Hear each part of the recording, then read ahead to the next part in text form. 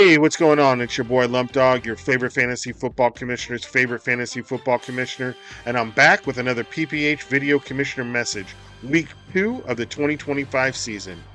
Well, here we are, y'all. Week number 2. Not a lot going on. Not a lot has happened. A lot of injuries. No, man. Week 2 saw a lot of quarterbacks go down. J.J. McCarthy, Joe Burrow, Hayden Daniels, Justin Fields. All look like they're not going to play in week 2. So, being a 16-man league, those quarterbacks being injured definitely, especially Joe Burrow, definitely have an effect on the league. I mean, probably more than your normal 12 or 10-man league. 16-team league where almost every single starting quarterback is taken on somebody's rosters, with just a few out there, like Russell Wilson was still out there, Spencer Rattler. I think those are the only two startable or starting quarterbacks, not startable, but starting quarterbacks. Now Jake Browning obviously adds to that, and then Tyrod Taylor. No one's picking up Tyrod Taylor. Someone did pick up the old Browning right here, Jake the Folsom, our boy Jake Browning from Folsom Bulldogs, state champion Jake Browning. Put some respect on his name. You know, that's my alma mater right there, man. The class of '92 laid the foundation for these modern day Bulldogs that are out there. These Folsom Bulldogs that are out there right now, making a name, or actually I should say, continuing to build on the name that we built for them way back in the '90s. That's my Al Bundy moment. So we'll continue from there. Anyway, you can see the waiver report. Not a lot of moves, you know. Jake Browning got picked up. Troy Franklin there from Denver for Patty's Playboys. We'll see if he ever actually has the balls to start him.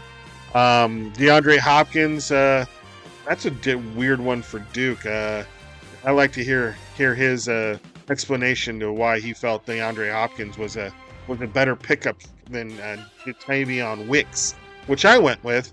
Jaden Reed's down. They do have Dobbs. Christian Watson is also out right now. Matthew Golden isn't looking like the alpha there. So last week they seemed to be pushing the ball to Tavion Wicks a lot. So picked him up on a flyer. We'll see what goes. We'll see if he ever makes my lineup. Maybe during a bye week, but I got three pretty good wide receivers, and fourth there in Calvin Ridley on my bench. So that's my only depth I have. Everything else on my bench is pretty much droppable. That's really the only thing I got. So anyway, Brew Dogs went with the Bengals. Takeaway. I don't know why you would go with the Bengals. That's like one of the worst defenses in the league. I mean, I could kind of see it with Minnesota, and they're going to start Carson Wentz. But man, the Bucks, they're playing at home against the Jets. I thought, why waste that $5? That seems just as good of a defense, because they're, no Justin Fields, a Tyrod Taylor, but Aaron knows what he's doing. I mean, he went with T. Higgins in the first round, followed that up with James Cook in the second. I would have probably picked someone different in the second, especially Devon Achane, but man, he scored like 140 something this past week. Jared Goff went off with his third round pick, so Jared Boyd knows what he's doing. Whatever he was doing there, I'm glad I was able to save him from the vote at the thing. Just remember that, Dare Pair. I'm the one who saved you. Everyone else wanted to vote you out, and I started screaming them down. Wow, if you do that, boy, you'll have to deal with me, right? And they back down like, oh shit, the commish. Like Zach says, everyone does what I want them to do. So I wanted them not to vote you out. That's what happened. I saved you, so you owe me. Anyway, Colts with No Way Jose. Again, another weird one. He had the Vikings D. They're playing against the Bengals and Jake Browning. I mean, I know Jake Browning, but he's good, but he's no Joe Burrow. And I'm sorry, Duke. I don't see Burrow being an HOF or Hall of Famer if he keeps getting injured every other year.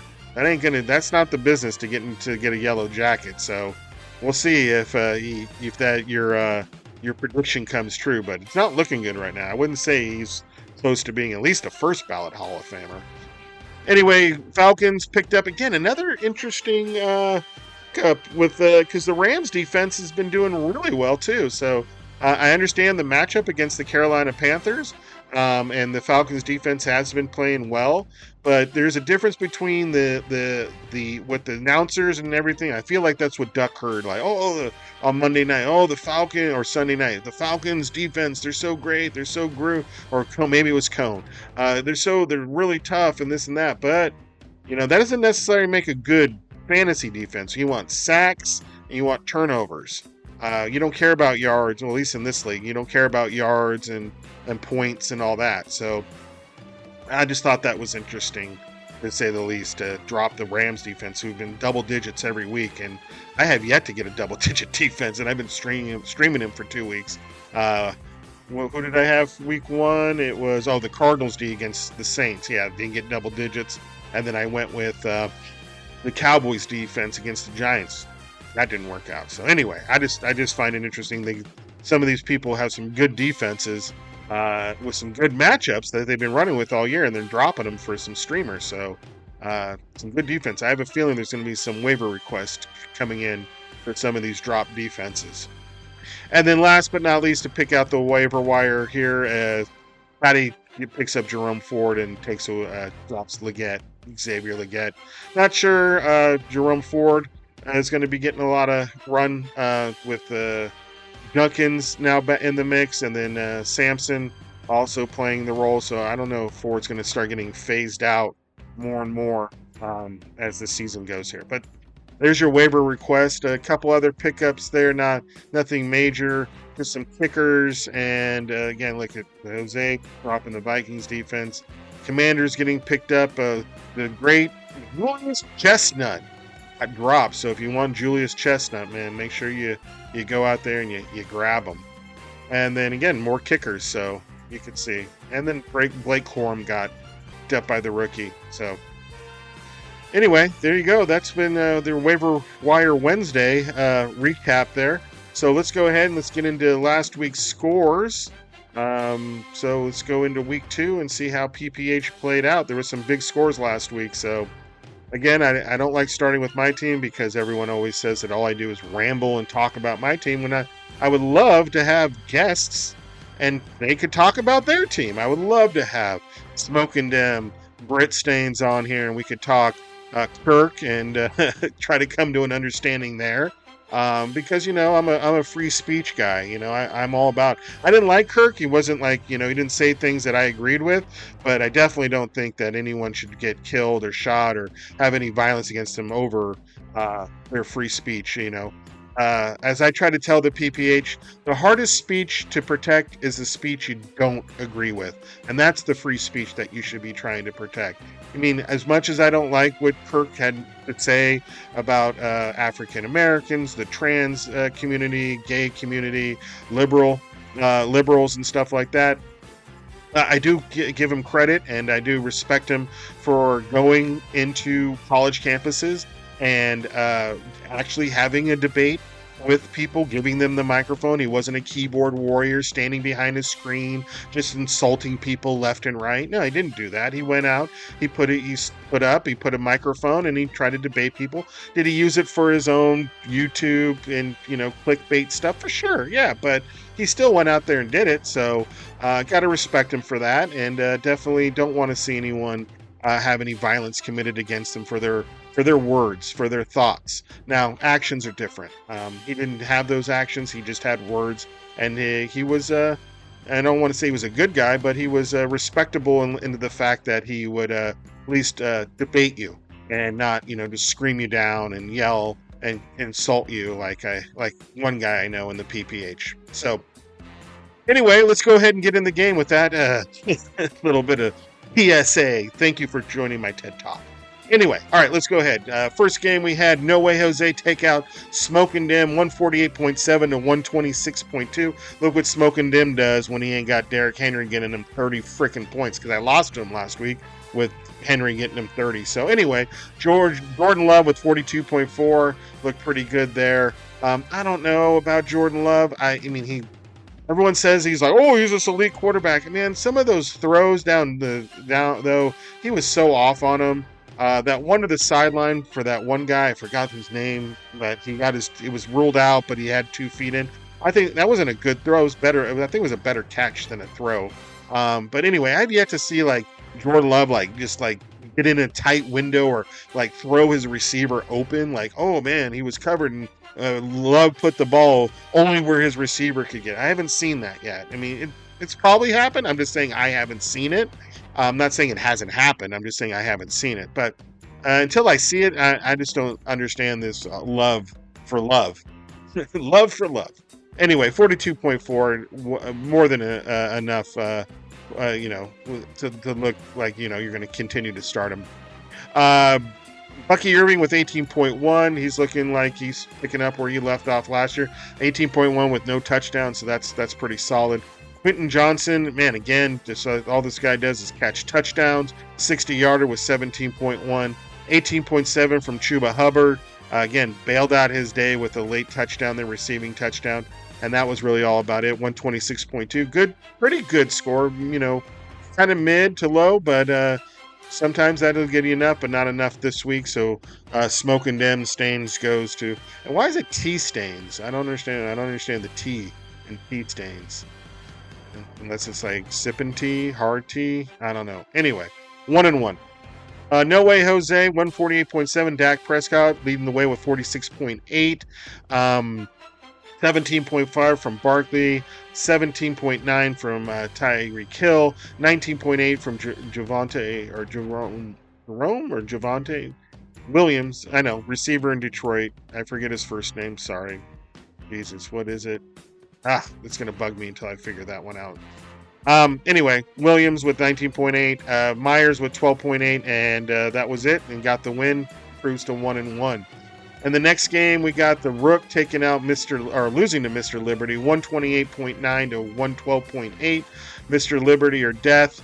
Jalen Hurts with only 17.6, really hasn't started out the season on fire yet. Josh Jacobs with 14.4. Scattaboo, ballsy start, paid off, 13.9. 17.1 from Allen, 10.6 from Evans. Pickens was 17.8, 12.9 from Elliott, and then 19 from the Ravens defense. 128.9 was enough to get it done against the rookies, proves to 1-1. Rookie falls to 1-1. Jaden Daniels with 35.7, injured also, so we'll see if he'll be able to play this week. Travion Henderson, probably his worth draft pick at this point in time, with only 6 points there. I know I normally don't mention the single-digit guys, but because he was more like a draft pick for him, looking to recover from going quarterback and then tight end, looked isn't working out. I should say, doesn't look like to be working out. Anyway, Kyren Williams for the Rams, 10 points.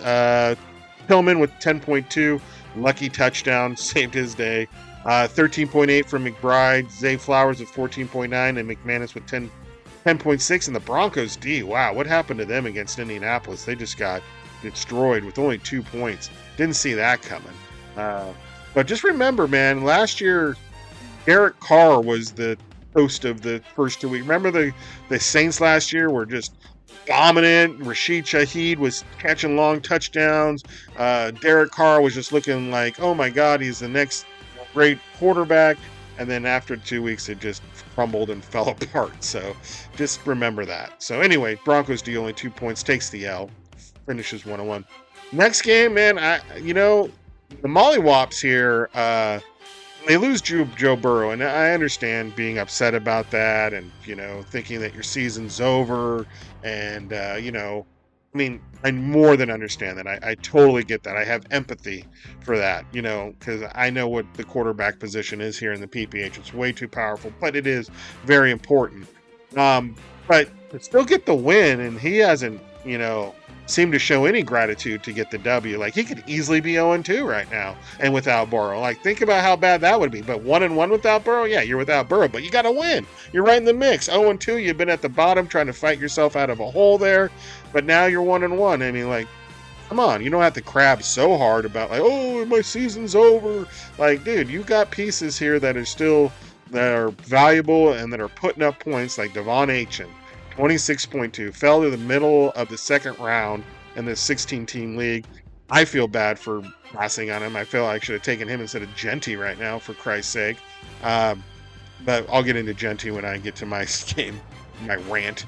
Anyway, so, Achan with 26.2, 12.2 from Connor, good RB2. Odunze showing up huge with 32.8. I mean, he's just getting peppered with targets there by Williams. So, Caleb, yeah, I mean, things could be a lot worse here. So, I don't understand why the old mollywops are just crabbing so bad about Burrow. About, oh, well, this season was fun, like his season's over. Texans with 11, gets the win. That's the important thing. Gets the W with only 115.5. I don't know, like, I think him and only Irresistible Force, the rookies, the haters. Yeah, that's the only. Oh, and Spiced Up. That's the only. You're only beating 1, 2, 3 teams. 1, 2, 3, 4 teams. There were only 4 teams, or you would have only beat, and you're lucky you played one of them. So, good job, Mollywops, improving to 1-1 there. Shoot me an offer, by the way. I shot you an offer, and you just let it sit now. That's your new thing, bro. Like, you used to be on top of your trade offers. Now you're letting them sit, just waiting on an injury or something. I hate that. I always have to withdraw it because I just don't like those out there sitting. Either reject it, counter it, or accept it. One of the three, but don't just let it sit there for hours upon hours. Because I'm just gonna revoke it. I'm just going to retrieve it. I'm not going to let it sit out there and wait for an injury and for you to jump on it. So, good piece of advice for the rookie there. Don't let your trades just sit out there. If that person's giving them a few hours, if they ain't looked at it, you text them. If they don't text back, then you just take it back because all they're doing is waiting for that injury to pop up. And once they do, they'll accept that trade and you're screwed. Irresistible Force, like I said in the beginning. Odd they're starting off 0-2, not like them the last few years. They've been pretty much contenders, but maybe just a slow start. I think they're having they're not remembering who they've drafted. You drafted Bo Nix in the 4th. Like, you're chasing points. I understand that he had a shitty game week 1, Bo Nix. Geno Smith blew up in week 1, and you want to chase those points from Geno Smith. Don't do it, bros. Just stick with who you did, Foster is really, really, really good at this. I almost envy him about his ability to sit there and just wait a player out. For instance, last year with Mark Andrews. He drafted Mark Andrews. Mark Andrews didn't do shit for like the first 5 weeks, but he kept starting him every week. Didn't look for a free agent tight end, didn't drop him, didn't trade anyone, just kept starting Mark Andrews, getting 1, 2, 3 points, whatever it was.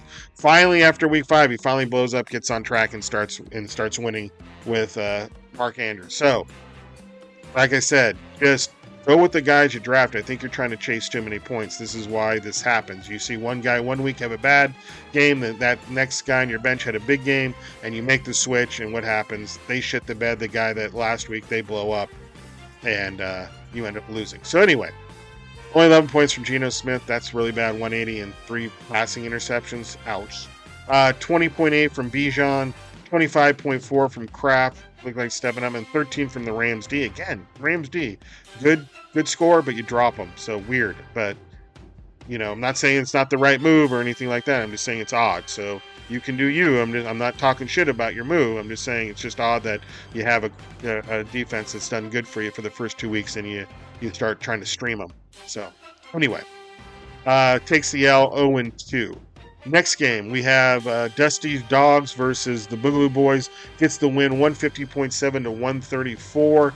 Dusty Dogs went with Goff, their 3rd round pick, blowing up 5 touchdowns. 64 points. I don't know why in PPH does not think this is too goddamn much for a quarterback. 64 points. That's insane. It's just, I understand they had a great game, but 64, it can't be like 48 or 50. We can't pick that down a little bit, so this game would have been a little bit closer, but anyway, is what it is. That's why we have PPR, and PPR will be here to stay until this stays. Until this goes, we have to either get this up or before we take away PPR. Once this goes up, we'll look into taking away PPR. James Cook 27.5. I can't knock. I think this is one of Dusty Dog's best picks in the draft, as it was in the second round. Again, could have had some other guys like Devon Achin. No, I picked Gently right before him. Bucky Irving, those kind of guys. Went with Cook, and it's been paying off. He's like the second leading rusher right now after 2 weeks. Higgins, 14.6, 18.4 from Zach Ertz, and 10.7 from Ryland the kicker. Got it done with 150.7 and improves to 1-1.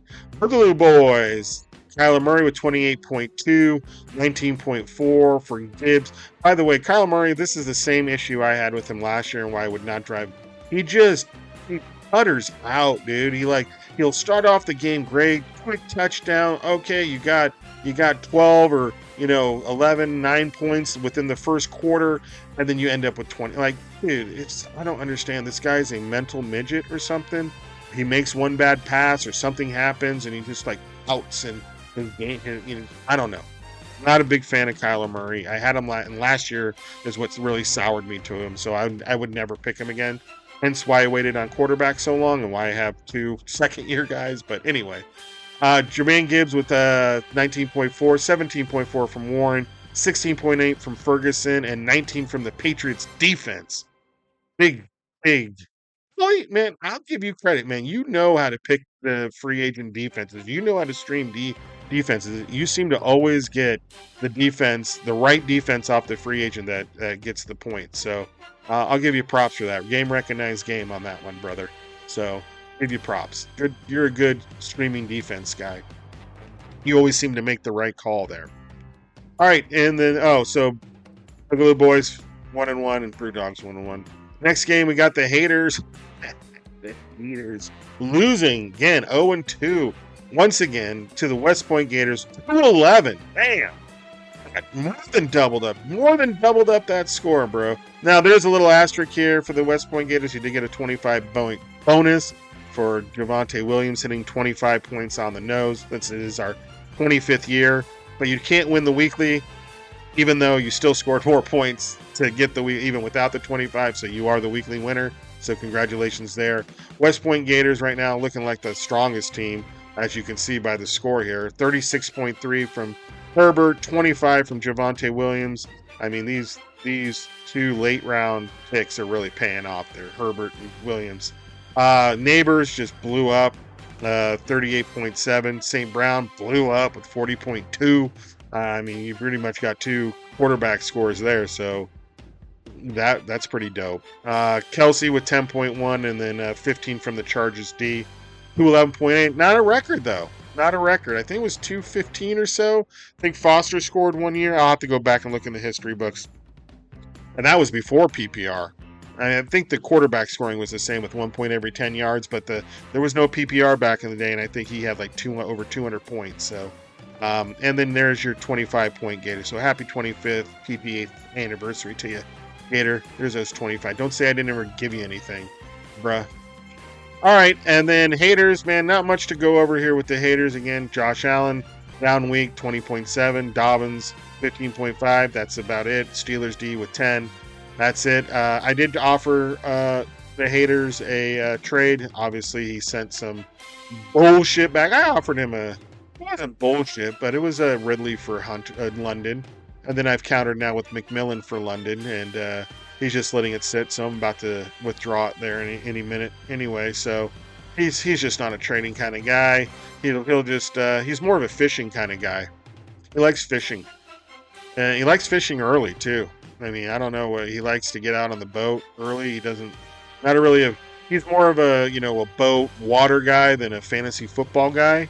But to each their own. So he'll enjoy his brutal season being 0-2 and team just not performing. So have fun with that, Jim Tifa. All right, next game. Going Mr. Midnight Hammers. Taking a close loss here to Jay Nashty, 140.6 to 142.6, so 2-point loss, tough loss. Matt Stafford for Jay Nashty with 38.8, 22.7 for McCaffrey. As long as he's healthy, he's just a machine. Wandell Robinson, that's the one. I mean, seriously, 8 receptions. Like, where did that come from? For 142 and a receiving touchdown, 29.2. Like, no one saw that one coming for Wendell Robinson. And then Aubrey, man, this guy is a freaking weapon, especially in our league where you get like 5.1 for this 51-yarder, 4.4 for that, 6.4 for that. Damn, a 64-yarder, Jesus, and a 4.6 for that one. So anyway, 24.5. Points. He almost got 2 bonuses. He would, Jesus, that would have been crazy. Oh no! Sorry, that's not. Gator got the other one too. So there was almost 2 bonuses from 2 separate teams. Anyway, it gets the win. Proves to 2-0. Midnight Hammers takes the L. Falls to 1-1. Mayfield with 36.8, 10.1 from Judkins, 19.8 from Walker, 37.5 from Chase, 12.9 from Ibuka, and that was it. 2-point loss. That's tough. I mean, there was probably who on your bench? Oh, Shaheed instead of DJ Moore or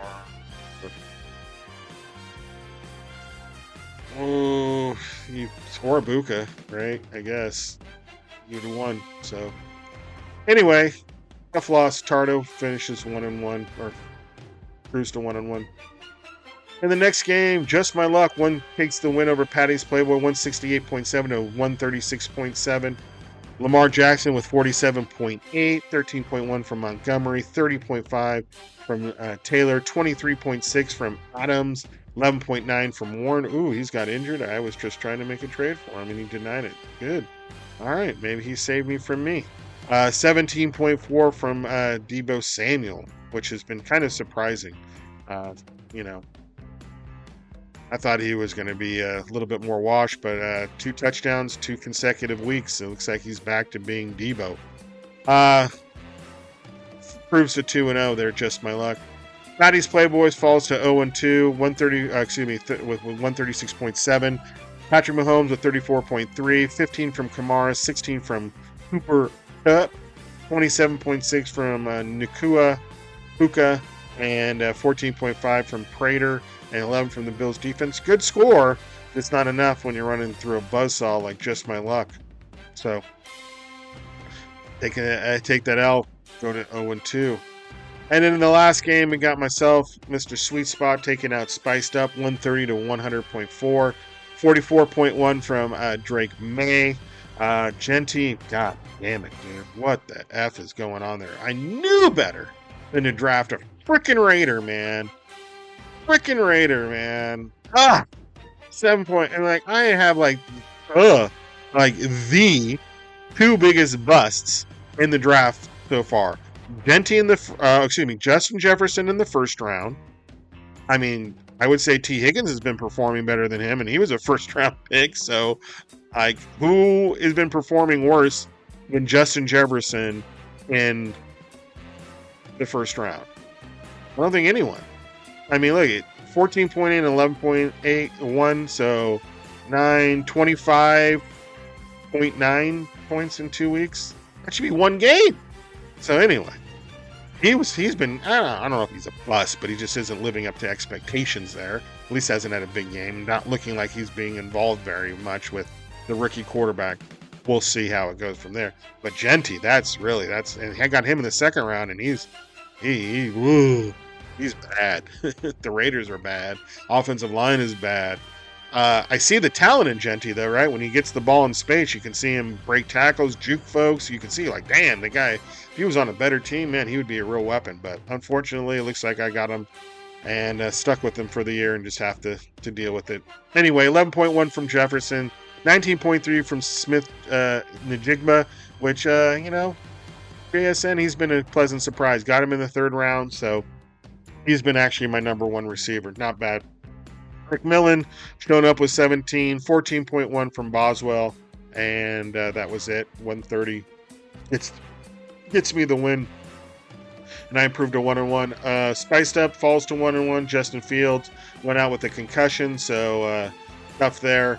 Hard to win a game again when you're guys. So this is exactly the opposite of the Mollywops. Like, Spiced Up loses their quarterback and loses. Could have easily won if he would have had a quarterback play the entire game. and he isn't bitching and complaining and saying how his season's over. But then Mollywops loses Burrow, and he gets the W still, and now is crying and crabbing about how his season's over. So make it make sense. I can't make sense of it.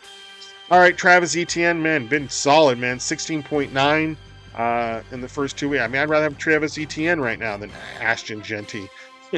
DeAndre Swift with 12.9, 14.2 from Collins. Started off well, and then just kind of throttled it down, after that first quarter. I don't know if it's the problems with the offensive line there in Houston, or if it's actual CJ Stroud. Time will, I guess, play. I think it's probably a combination of the two. Also, I think Tank Dell. I think Tank Dell is his little security blanket, Stroud security blanket. Without him, he just isn't. He isn't in the right mindset. He's not locked in. So, CeeDee Lamb with 21.2, probably the best second round pick in the draft so far. Him and Achin, I would assume. And then 10.2 from Little. Wasn't enough to get it done with only 100.4. Takes the L and is at 1-1. All right, y'all. Well, that's it. That's what's going on in the PPH for this week 2 of the 2025 season. Not much else going on. Got Thursday night against Bills and Miami, so see how that goes. And I guess that's it, man. That's it for Lump the Dog, and I will check you all out next week. Peace.